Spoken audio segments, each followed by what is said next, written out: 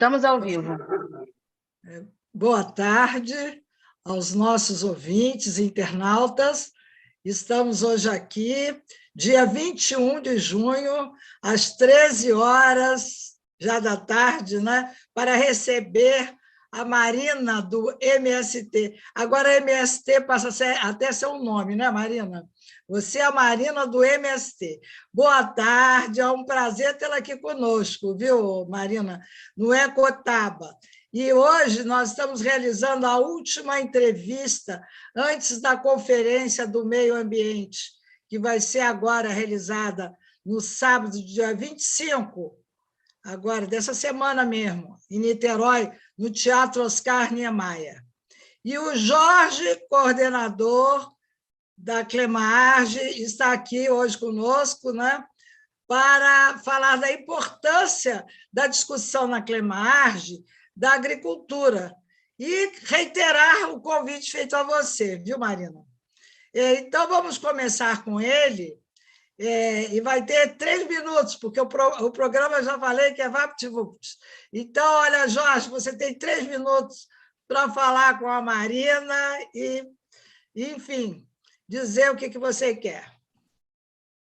Bem, primeiro que eu sou fã da Marina, né? Então, eu apoio a campanha da Marina. Marina é uma pessoa que a gente já trabalha e participa de lutas há muito tempo, né? As lutas rurais, as lutas urbanas, e uma proposta até que a Marina apresenta, né, na sua plataforma, é um programa agrário para o Estado, articulação da população urbana com a população rural, né? Então, colocando a reforma agrária como uma questão central na política agrícola e agrária do Estado. Então, essa é uma questão muito importante, né? Então, todas as questões que eu estive lá, inclusive na sede do Armazém do Campo, quando a Marina apresentou alguns pontos que fazem parte da plataforma de campanha dela e de programa, é a questão da agroecologia também, né? O programa estadual de agricultura orgânica, agroecologia. Então, o fortalecimento das instituições públicas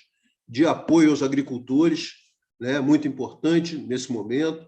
Então, no momento que a gente tem uma perspectiva muito importante de mudança no Estado, a gente tem uma luz, né, pela primeira vez a gente tem uma aliança, né, de centro, de esquerda, e que pode conquistar o governo do Estado depois de muitos anos, muitas décadas. Então, é um momento muito importante, né? Um momento muito importante. A Marina, a eleição da Marina é fundamental, porque a Marina ela integra, né, esse grupo de companheiros e companheiras, né, que vão defender essas bandeiras na Alerj, né, junto com os movimentos populares. Então, é isso. A Marina, junto com o pessoal da MST, já participa desde o início da Conferência Livre Estadual de Meio Ambiente e Agricultura, né? Então, finalmente, nós vamos realizar essa conferência no sábado.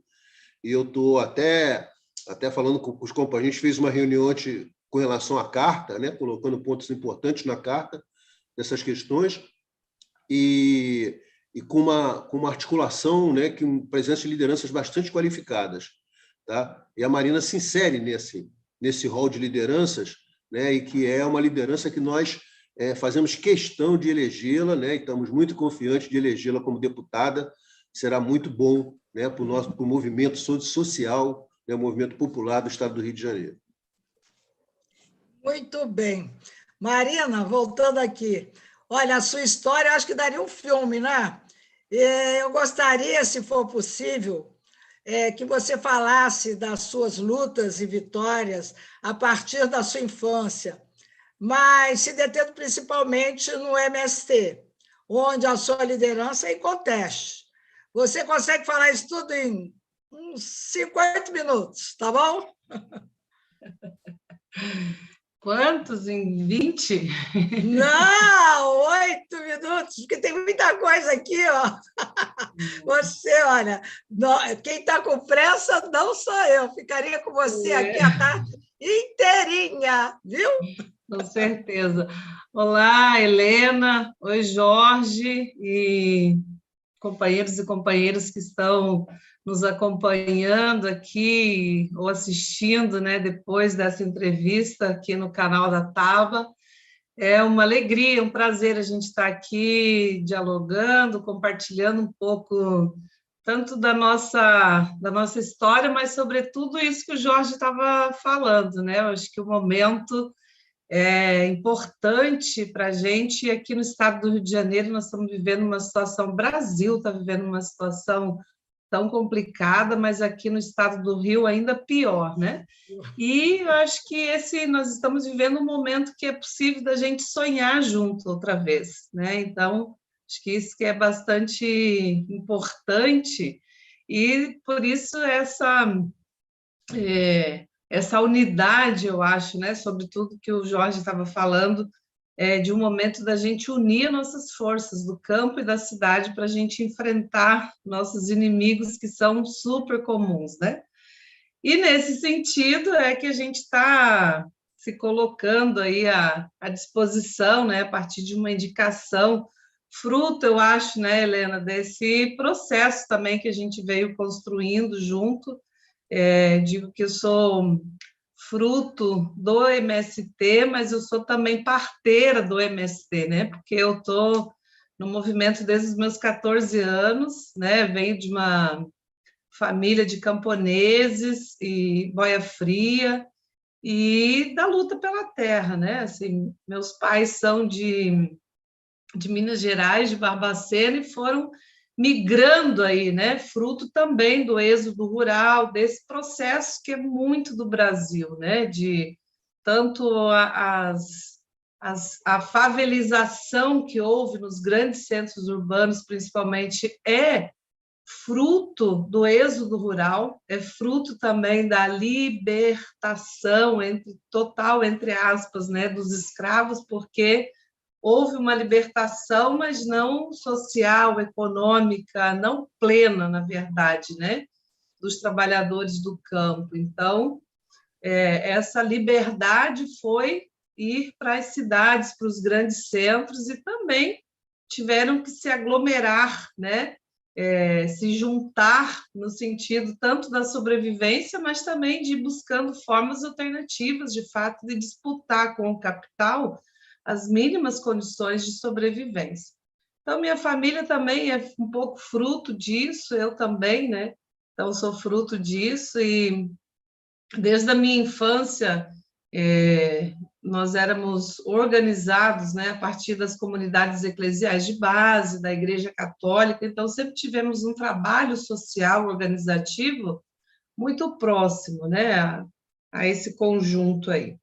E depois veio para o estado do Rio de Janeiro, né, sou transferida, então, bom, comecei falando, minha família foi migrando, né, até o Paraná, então chegaram lá no oeste, em Cascavel, e então nasci no Paraná, sou cascavelense, por isso tenho uma cara meio brava, né?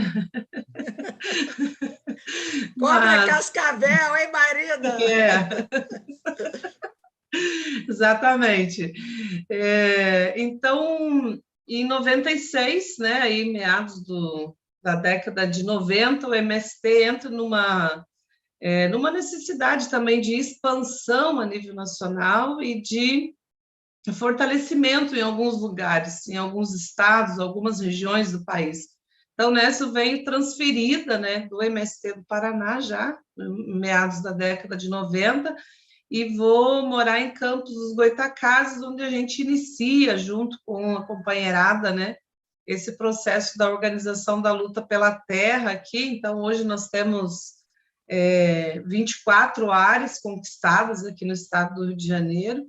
Então, né, nisso que o Jorge estava falando, é muito bacana, assim, né? A gente, apesar de sermos um estado super urbanizado, né, 96% segundo o IBGE considerado urbanas, né, pessoas urbanas aqui no estado do Rio de Janeiro, mas, felizmente ou infelizmente, mesmo com esse nível de urbanização que nós temos aqui no estado, a gente tem uma questão agrária também super latente, né? E aí, nesse sentido que eu acho que mais nos une, é que a gente tem também concentração da terra, né? Especialmente norte, noroeste, ali Campos e e a vizinhança ali, né? Nós temos muitos latifúndios, muita concentração da terra, há muita terra de usinas falidas, inclusive, mas que representam toda essa questão da destruição ambiental, né? Com queimadas, com desmatamento, com trabalho análogo à escravidão, ainda nos dias de hoje, né, minha gente? Como é que, né, no estado em que nós temos a cidade do Rio de Janeiro, né, a capital cultural do Brasil, está a 4 horas de Campos, e Campos ainda hoje exerce muito, né, a prática do trabalho análogo à escravidão, né, do norme.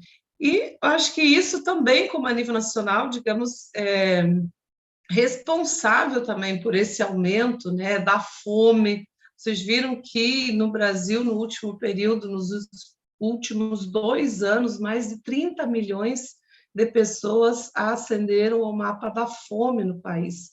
E aqui no estado do Rio de Janeiro, né, pouco se fala também, isso que eu digo, essa questão de que a população é superurbanizada, meio que onde, né, fica camuflado o Rio vive, a cidade do Rio de Janeiro vive também. Aqui no estado nós temos 1.300.000 pessoas que estão passando fome, e a gente não vê isso nem como dado, né? Ou como vê, assim, é só como um dado. O que é a gente pensar em mais de 1 milhão de pessoas passando fome num estado que tem características, né, de muita riqueza, ou seja, a produção do campo, né, a agricultura também pode ser assim um potencial do desenvolvimento, do combate à fome, etc. Né? Então, pois é, acho que... Marina, eu quero até te interromper nesse momento, porque eu acho importante você fazer essa conexão com essa pergunta que eu vou fazer agora, que nós, o Brasil, é um país latifundiário, né? Porque sempre teve uma concentração absurda de terras nas mãos de uma só pessoa, de um só proprietário. E a monocultura é uma característica dessa colonização agrária. E aí surge, né, o agronegócio, fazendo uma propaganda que se pode chamar, eu chamo de mentirosa, né, e tendenciosa.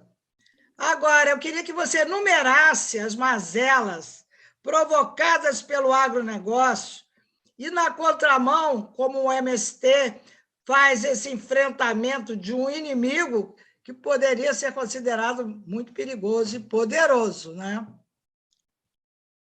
Sim, muito bom, Helena, essa questão que você está colocando, porque também, segundo os dados do IBGE, especialmente o último censo agropecuário que foi feito em 2017, né, depois não foi realizado outro, mas segundo os dados do IBGE, no Brasil, 1% de proprietários tem 46% das terras, né? Ou seja, 1% detém quase a metade das terras. E nos últimos anos houve esse aumento, né, digamos assim, da concentração da terra no Brasil, com esse avanço do agronegócio, mas que não é só o agronegócio que está articulado, né, nessa modernização do campo, digamos assim. Uma modernização também, entre aspas, porque é impossível pensar um projeto de modernização do campo que tem trabalho análogo à escravidão, que tem fome, que tem destruição ambiental. Isso, para mim, não tem nada de moderno, né? Mas nessa conjunção das forças, digamos, né, tanto econômicas como políticas, como culturais, e eu acho que isso caracteriza exatamente isso que você está falando, que é um inimigo poderoso da sociedade, não um inimigo daqueles que vivem e trabalham no campo, né? Então, esse avanço dessa organização, das forças do campo, tem conformado no último período o que nós estamos chamando, os estudiosos da academia, né, pesquisadores, estão considerando que é o avanço do agro-hidromineral negócios, né? Agrohidromineral negócio. Exatamente. Com isso, há uma concentração dos bens da natureza, não só da terra, mas uma concentração e uma disputa dos bens da natureza, que é da água, da terra, dos minérios, das sementes, ou seja, da biodiversidade como um todo, né?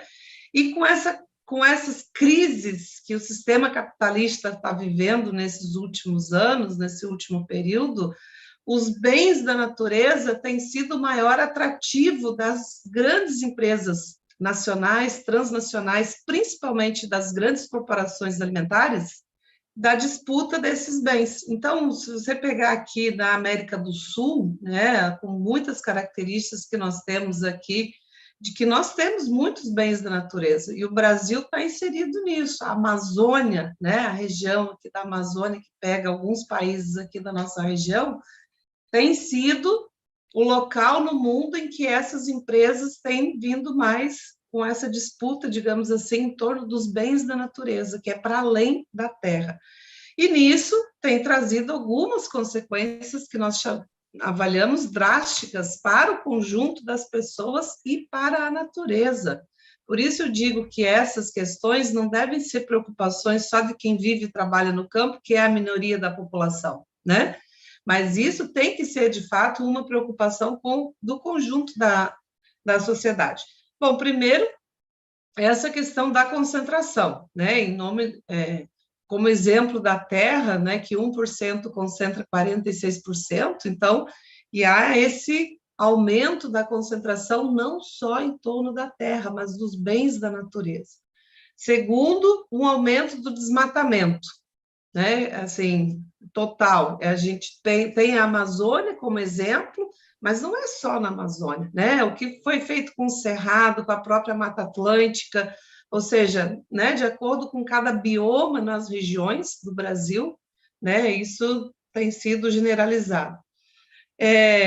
Também essa questão da monocultura, né, esse aumento da produção de commodities, de algumas produções que é prioridade para exportação, né, como pinos, eucaliptos, soja, a própria cana-de-açúcar, que é um exemplo aqui do estado do Rio de Janeiro, né, e outros no sentido de que é para exportação, quer dizer, não estão preocupados em produzir comida e combater a fome que nós estamos vivendo no dia a dia, esse aumento, né? Então, a prioridade da produção do agronegócio é a produção de commodities, né, em grandes extensões de terra, das monoculturas para exportação.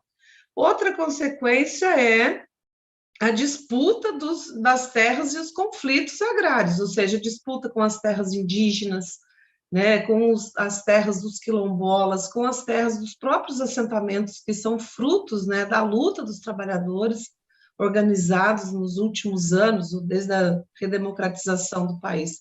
Né, nós podemos pegar como exemplo agora o assassinato, né, do indígena e do jornalista lá na Amazônia. Isso é fruto desse sistema, né, desse aumento dessa concentração, desse aumento dos conflitos, né, que tem aí.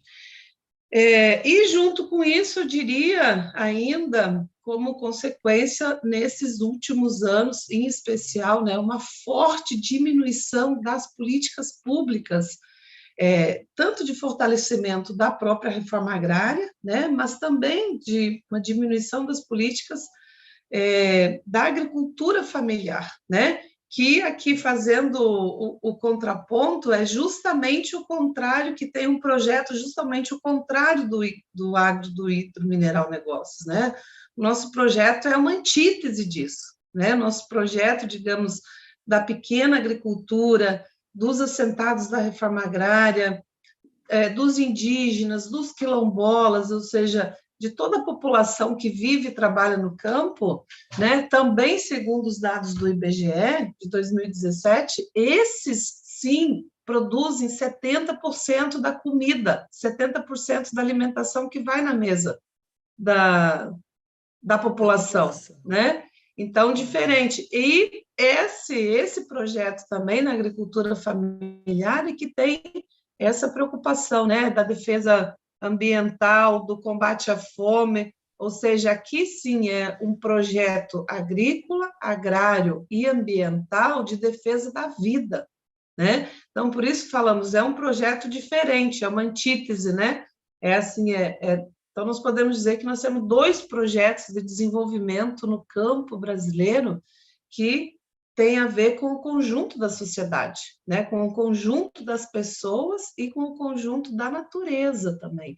Então, o nosso projeto da agricultura familiar camponesa, né, dos movimentos populares que lutam pela reforma agrária popular hoje no campo brasileiro, né, nós temos vários movimentos, dentre eles o MST, né, temos um conjunto de movimentos sociais organizados no campo que estão articulados na via campesina do Brasil, né, como o próprio movimento dos pequenos agricultores, o MPA, o movimento dos atingidos por barragens, o MAB, das mulheres camponesas, né? Então, há uma articulação também, né, em torno de um outro projeto que é completamente diferente desse do agronegócio, e aí que eu acho, nesse momento, entram também como desafios aí nesse sentido, né? É de fortalecer, tanto na disputa da luta social, na organização dos povos do campo, que não sozinhos não dão conta, né, de seguir essa luta, tem que ter, como disse o Jorge no início aqui, tem que ter esse vínculo, essa articulação, essas ações concretas em conjunto com os trabalhadores da cidade, né? Então, nesse sentido, né, no último período nós viemos discutindo para além, né, desse fortalecimento do campo e cidade, a gente fazer também uma aproximação maior, né, com o campo-favela, nesse sentido que a reforma agrária popular hoje, esse projeto do conjunto das organizações do campo, ela tem que ter como prioridade, né, no seu projeto agrícola, agrário e ambiental, tem que ter prioridade na produção de comida, na produção de alimentos, na produção de alimentos saudáveis. Tem que ser... Muito bem, Marina. Esse projeto aqui tem que ser também diferente do agronegócio, que o outro problema, né, que deixa para o conjunto da sociedade é o alto índice de uso de agrotóxico, de veneno. Ótimo, né? Isso que eu queria que você falasse. Então, isso, assim, também... Peraí, Marina, vou te interromper um pouquinho, depois você vai voltar a falar sobre o agrotóxico. É porque a gente tem que dar um espacinho para as pessoas que estão te acompanhando aí, como o Kiá Rodrigues, o Adair Rocha, o Shaolin Antônio. O Kiá está dando os parabéns ao MST por entrar na luta política institucional, nas câmaras e no Congresso, né? Agora através da Alerj. O Adair Rocha fala da luta pela terra rural e urbana, que é global e local, e você, Marina, ele diz, nos localiza. Muito bem. E o Shaolin Antônio diz que muita gente com fome, 20 estádios do Maracanã, cheio de gente com fome. E no Brasil, são 72 milhões de desalentados, desempregados. Entramos no mapa da fome. E o Rafa Soriano está falando que a reforma agrária para resolver os problemas do campo e cidade. O que você tem a dizer para essa turma? E depois eu tenho outra pergunta também para te fazer. A gente vai voltar para o agrotóxico. Obrigada, companheirada, aí, pela participação e também por estar colocando temas, né, importantes. Muito importante isso do Shaolin, numerar, né, quantos estádios nós temos hoje, porque é mais fácil da gente olhar, né, assim, enxergar a população, porque quem não sai às ruas, né, quem não anda nas ruas, quem não vê a dificuldade, né, o aumento da fome, da miséria que está passando a população do estado do Rio de Janeiro, facilita, né, a gente enxergar através dessa numeração de quantos estádios nós temos, porque é um absurdo as condições, né, que a nossa população está vivendo. E dialogando também com o companheiro que colocou que, nesse momento, o MST está também com essa tarefa, né? Nós estamos falando que nós estamos construindo um desafio e uma tarefa conjunta, né? Que é da gente se colocar em alguns estados. Nós estamos com esse desafio em 10 estados do Brasil, dos 25 onde o MST está organizado, de indicar alguns quadros nossos, né, da nossa organização, que se disporam para construir essa tarefa da disputa institucional mais direta, seja nas assembleias legislativas, seja no Congresso Nacional. E aqui no estado do Rio de Janeiro, então, estou com esse desafio também, como disse o Jorge no início, né? Obrigada, Jorge, estou vendo que ele está ali com um adesivo já no peito. E esse é um dos objetivos, então, que nós queremos trazer também, prioritariamente, esses temas em conjunto. Então, quero rapidamente aqui dizer de 4 temas que nós estamos pautando como fruto também dessa caminhada, dessa luta conjunta com os trabalhadores urbanos, né? Primeiro desafio que nós temos nesse momento é da nossa luta pela democratização da terra, né? Ou seja, para além da luta institucional do MST continuar com a centralidade da sua luta de organização dos trabalhadores, de ocupação da terra que não cumpre a função social de acordo com a Constituição Federal, e continuar a luta pela reforma agrária popular. Segundo, da gente ter, de fato, as garantias, né, de ter essa prioridade que a nossa terra conquistada tem que ser para produzir alimentos saudáveis. Junto com isso, da gente disputar, lutar por uma matriz tecnológica de produção diferente do agronegócio, que a nossa tem que ser a agroecologia, né?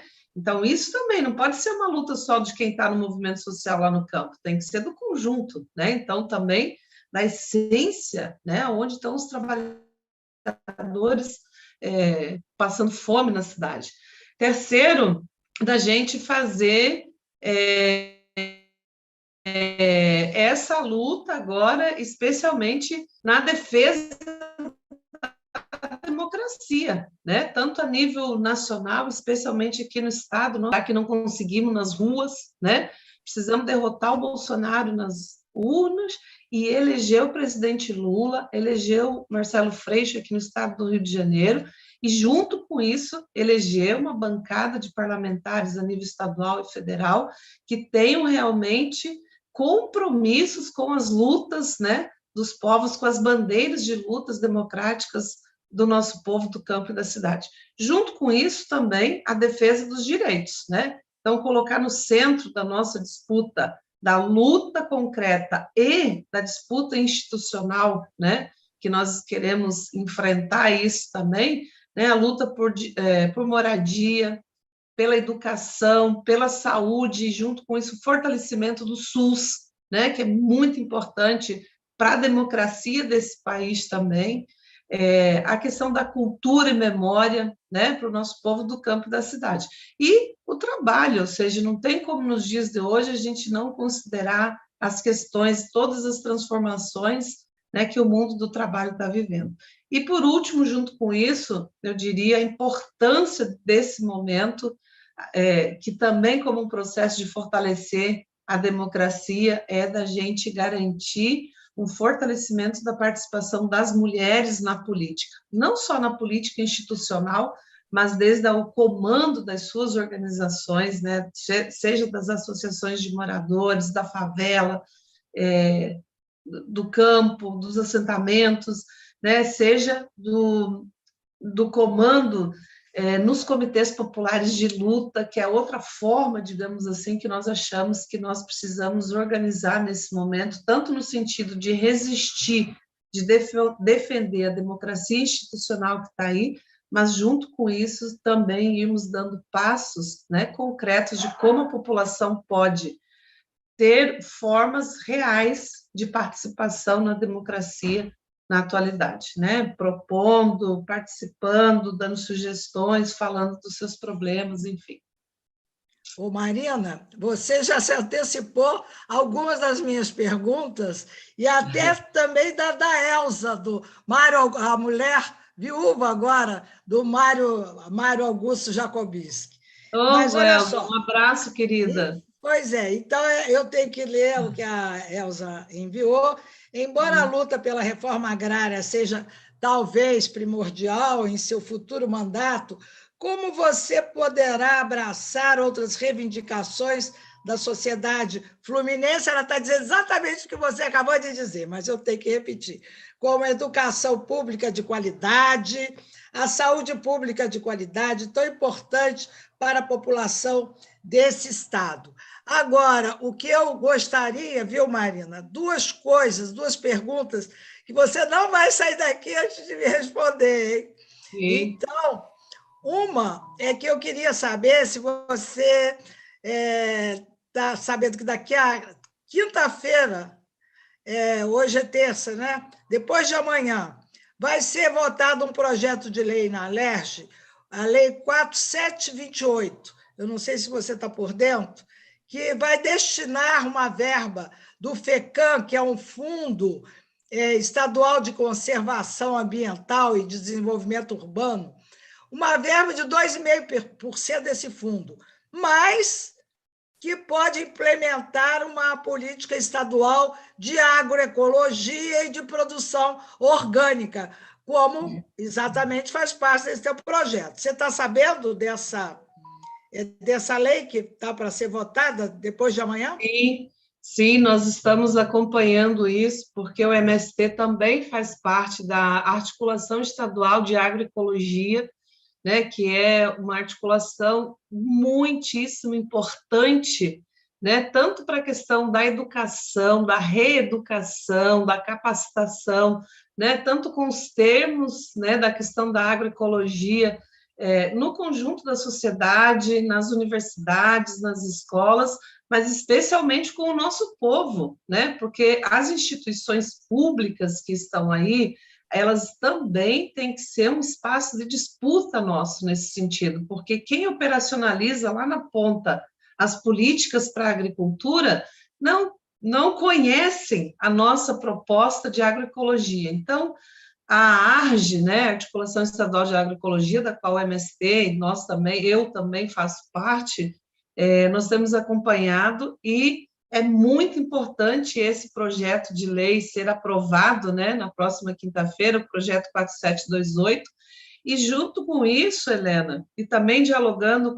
com a questão da Elza, é muito importante porque esse projeto não vai beneficiar diretamente, né, com esse apoio, os trabalhadores do campo, mas também a agricultura urbana, que hoje não tem como nós falarmos em segurança alimentar e muito menos em soberania alimentar sem a gente valorizar o processo da agricultura urbana que nós temos no estado do Rio de Janeiro, especialmente na cidade do Rio de Janeiro, né, na zona norte e etc. Então, isso é muito importante. E isso também, Elza, dialoga com essa política que nós temos, como eu estava falando antes, das bandeiras, né, da sociedade organizada. Nós temos essa nossa candidatura, foi uma indicação, enfim, né, pela um pouco da experiência que a gente tem na articulação das lutas,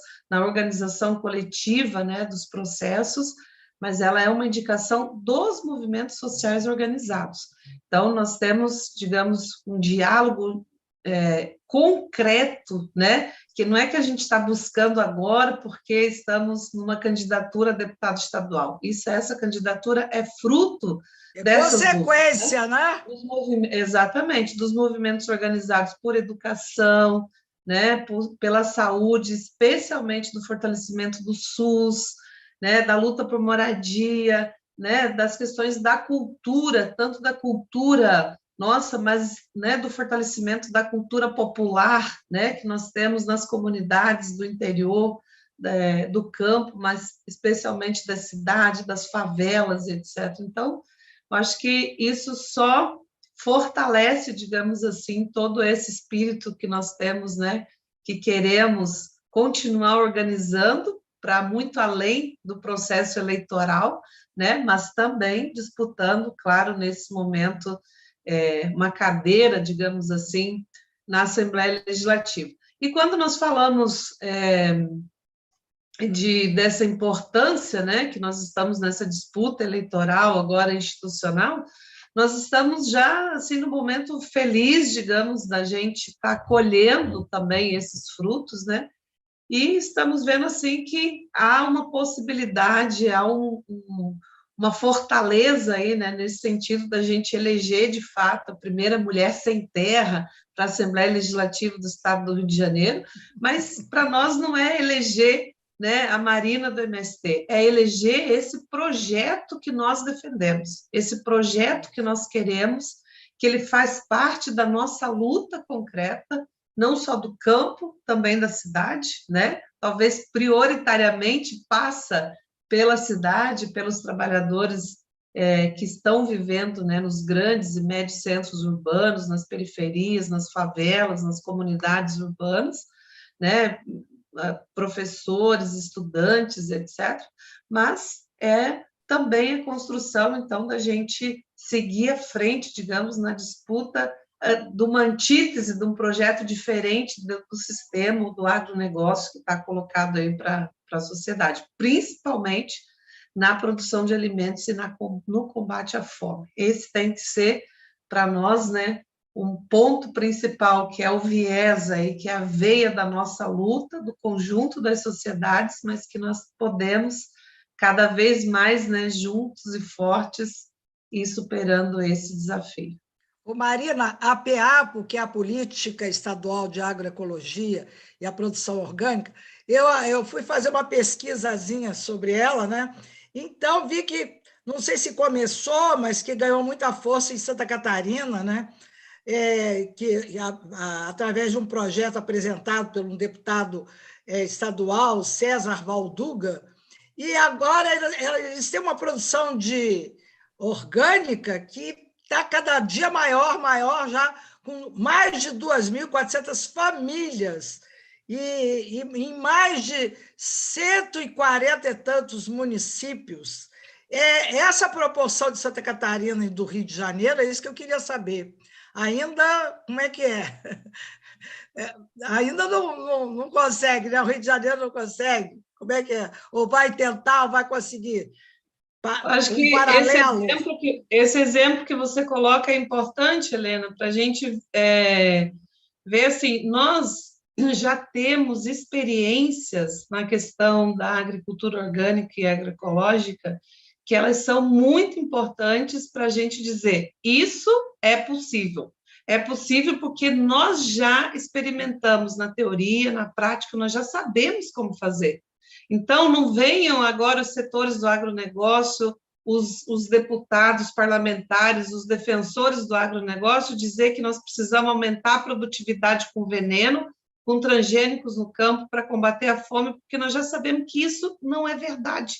Nós já sabemos todas as consequências que isso tem para as pessoas, para a vida das pessoas e da natureza, mas nós sabemos, podemos falar, porque nós já temos experiências concretas.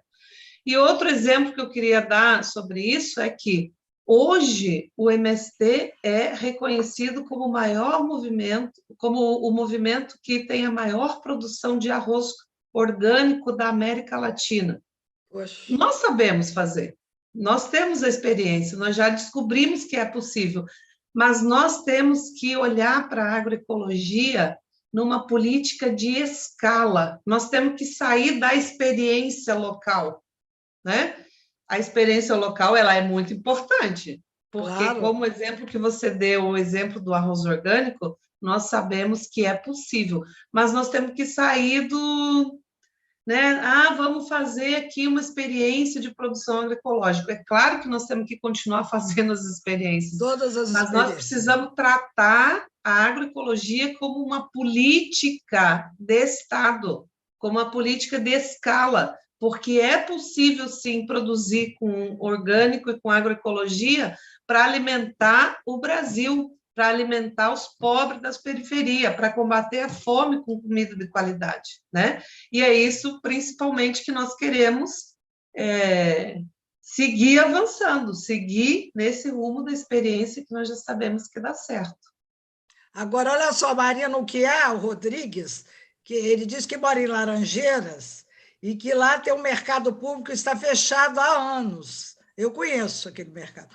A Alerj aprovou sua retomada, voltada aos produtos orgânicos. Aí ele está pedindo para você tomar a frente. Iniciativa desse projeto aí. Tá bom? Muito bom, companheiro. Vamos marcar aí da gente ir fazer uma visita no local, conhecer e colocar na nossa pauta, junto também com a necessidade que nós temos de retomada desse programa, dos projetos dos restaurantes populares, principalmente na cidade do Rio de Janeiro. Né? Também com isso, há muitas experiências, especialmente nesse período da pandemia, que os movimentos sociais organizaram, né? Seja no campo da solidariedade, seja da doação de alimentos, seja das cozinhas populares que foram organizadas em diversos locais, em diversas favelas, em diversos locais, né? com esse sentido de que a solidariedade tem que ser do nós por nós, né? Ou a solidariedade do povo do campo para o povo da cidade, através da produção de comida ali. Então, nós temos também nesse campo muitas coisas concretas que foram realizadas, principalmente a nível da solidariedade do povo no período da pandemia, em que milhares de pessoas, né, especialmente das comunidades, das favelas, não tiveram como trabalho, ficaram sem renda, mas que nós pudemos dar nossa parcela de contribuição através da solidariedade. Eu acho que aí também é um tema que dá para a gente fortalecer, digamos assim, com esse tema da comida que é produzida no campo, da comida que é produzida com qualidade para chegar tanto na classe média, mas também nos locais onde o nosso povo está passando fome. Você agora falou uma coisa interessante, porque a classe média ela consome o orgânico. Agora, o povo não tem condição de consumir orgânico pelo preço. E essa produção de orgânico, se tiver em maior escala, pode diminuir esse preço.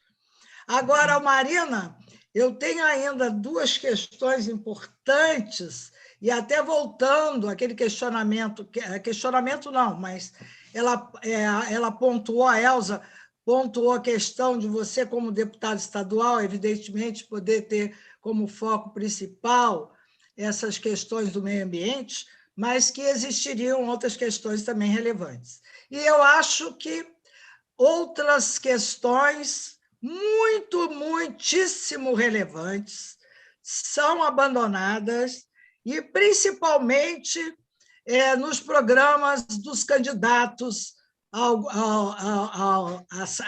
Alerj, no caso, né? As câmaras estaduais, e um deles, eu vou começar pela a CPI que houve, porque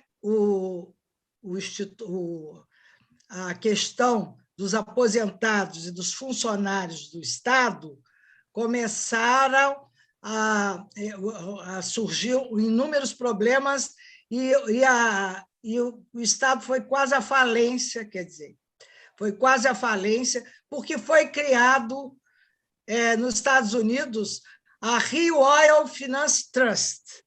É um problema que eu até fico assim, por onde eu começo? Porque é um problema meio confuso e complexo que ninguém quer falar muito.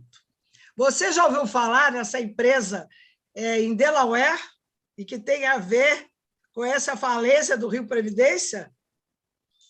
Sim, já ouvi falar, mas realmente essa não é uma prioridade para o nosso programa, pois né? Mas muitas demandas que dialogam diretamente com as questões mais concretas da vida do povo. Sim, né? Então, mas isso também é muito concreto, Marina, e eu vou te dizer por quê. Porque, evidentemente... Muitas coisas muito concretas e muito importantes, né? Porque, veja bem, o Estado tem, para realmente ter uma relação de poder ter seus funcionários e que aquilo funcione e tal, conseguiu até jogar parte dos royalties do petróleo para esse sistema previdenciário. Mas aí o que fez o governo? Criou lá um organismo, né, em Delaware, para entrar no mercado de capitais depois, não é? E começar a vender dinheiro que ainda não tinha entrado, né? E aí o que aconteceu? Quer dizer, jogatina pura. E deixou nas mãos dos governantes, eles acharam que era uma excelente oportunidade para pegar o dinheiro do Estado e desviar, não é? Então, daí se criou num paraíso fiscal, que Delaware é um paraíso fiscal, se criou essa história lá né, para jogar dinheiro numa bolsa. E, enfim, houve então a falência, porque o Rio Previdência entrou em falência. E não só os funcionários, como os aposentados, passaram a não ter dinheiro para comer, passaram a ir para a fila da mendicância, vamos dizer assim. Esse é um problema que eu acho que eu gostaria que você aprofundasse depois. Hoje a gente não tem nem tempo, nem clima para adentrar muito. Mas, paralelamente a isso, nós temos também que pensar que o Estado do Rio tem sido o Estado lanterninha da União. Por quê? Porque também deve à União. Foi feito, na época de Fernando Henrique Cardoso, o FHC, uma repactuação das dívidas dos estados.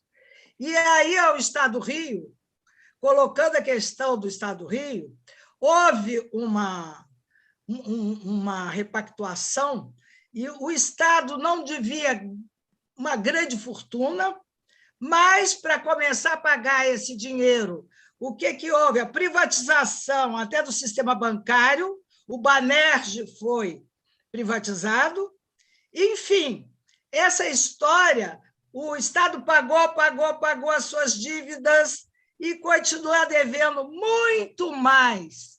Então, veja bem, quando se fala em dinheiro, um Estado falido, ele não vai ter como dar apoio nem assistência para a saúde, para a educação, para o saneamento, para isso e para aquilo. Você veja, a nossa SEDAI funcionou como uma moeda de troca. Então, começa a haver um descontrole, um descompasso do próprio movimento estadual.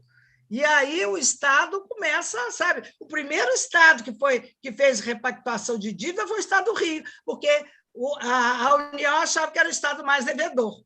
E aí a gente faz uma repactuação e não melhora. Mas por que não melhora? Porque o Estado, a federação, pode ser chamada de pai-patrão, porque ela suga. Na realidade, ela não quer que o Estado pague nada, ela quer sugar. E aí, outra coisa, ao lado disso também, que eu tenho que ser breve, é a Lei Candir. Você já ouviu falar na Lei Candir? Quer dizer, que ela tira dos estados a prerrogativa do ICMS para exportação das commodities, seja elas de nível vindas da agricultura, ou da exploração do petróleo, ou da exploração do ferro, seja o que for. E aí, isso na época também de Fernando Henrique, quando o sistema neoliberal foi implantado, e a gente tem que falar nisso, sim. E aí o que acontece? A federação prometeu ressarcir os estados, e ele deve ao Estado do Rio mais de 80 bilhões de reais, mas não paga, ele esqueceu essa dívida. Então, isso é uma questão fundamental que os deputados estaduais deveriam fazer um debate com a gente lá da Auditoria Cidadã, eu faço parte, e a gente discutir mais detidamente esse problema. Eu só quero agora, diante desses dados que eu trouxe, muito atabalhoadamente, por causa da pressa, eu queria que você dissesse alguma coisa. Tá bom, obrigada, querida, pelas questões colocadas. Eu acho que de todos esses todos os temas, né, tão essencialmente relacionados, né, à questão das funções, das responsabilidades do Executivo e do Legislativo, e nessa questão do Legislativo, eu acho que a atenção que nós temos que ter aí é realmente na função dessa casa, na tarefa principal, que é de acompanhamento ao orçamento e execução do Executivo, né? Então, acho que todos esses temas aí estão super relacionados com essa questão, e eu acho que nós temos que ter realmente esse olhar, né, para essa atenção em relação à questão orçamentária e execução, né, a nível do Executivo, e ter essa clareza, digamos assim, da importância de nós, do Executivo, destinar, de fato, recursos para os temas que são de fundamentais importância da sociedade, né? Como nos temas da educação, da cultura, da saúde, da questão da moradia, do trabalho, enfim. E já encerrando aqui da nossa atividade, nosso debate aqui, eu quero agradecer muitíssimo, né, pelo convite do canal Taba, de você Helena está me recebendo aqui, o Jorge teve que sair, mas de também ter essa participação aqui conosco, e todos os internautas aí, né, que tiveram presente junto com a gente. Então, quero deixar um abraço muito forte para cada um e cada uma, agradecer e deixar uma convocação, né? Primeiro, dizer para vocês, me sigam nas redes sociais aí, viu? Porque eu estou começando agora, então, @Marina do MST, e também deixar uma convocação da gente seguir juntos aí, né? Com os temas que nós já temos mais clareza, digamos, daquilo que nós queremos continuar construindo e fortalecendo, dos temas que foram colocados aqui, né, principalmente por você, Helena, que a gente se compromete também aí amadurecendo e fortalecendo, né, esses temas que são fundamentais aí para o conjunto da sociedade carioca e fluminense, e deixar essa convocação também para que a gente siga se fortalecendo aí, né? Seja nas lutas, seja nessas tarefas principais agora que estão colocadas principalmente para a defesa da democracia do Brasil e da democracia aqui do estado do Rio de Janeiro e do combate à fome e à miséria, né, a nível nacional e aqui no estado.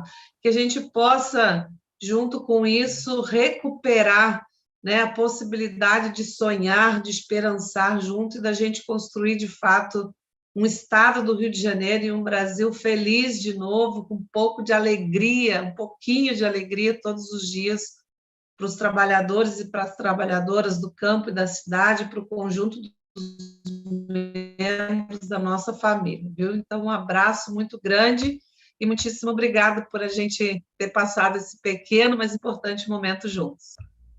Ótimo, Marina. Então, novamente, eu quero te pedir para ajudar a coordenar o movimento para uma CPI do endividamento do Estado do Rio de Janeiro. É fundamental.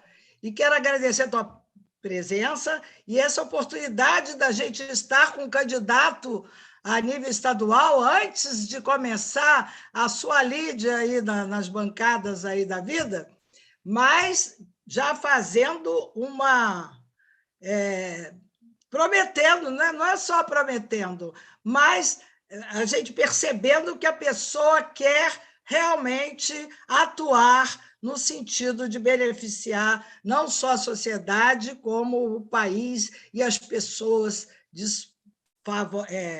que estão desprotegidas. Eu sei que você fez curso de serviço social, então você está a serviço dos desamparados e daqueles que têm fome, que têm sede e que têm desejo de uma emancipação maior, não é mesmo?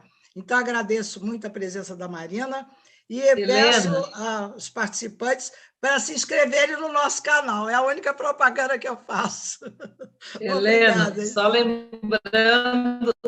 Só lembrando aqui, né, no programa, e para todo mundo que está nos acompanhando, a gente é pré-candidata, né? Pré-candidata a deputada estadual, e faz muito parte, né, do nosso trabalho, da minha militância, de onde eu venho, do que eu estou fazendo nesse sentido da gente ouvir, né, as questões, as demandas que a sociedade carioca e fluminense tem, e também de estar colocando à disposição isso que é fruto também da experiência que nós temos, tanto de organização, né, como das lutas, das bandeiras de lutas importantes, tá? Então, só lembrando isso aí, tá? Obrigada e um abração. O Shaolin não quer deixar terminar o programa.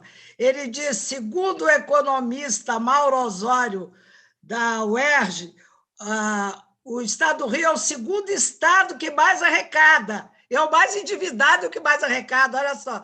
E com a venda da SEDAI, tem até dinheiro em caixa. E aí, olha só a contradição. Então, é isso. Muito obrigada, hein? Desculpe.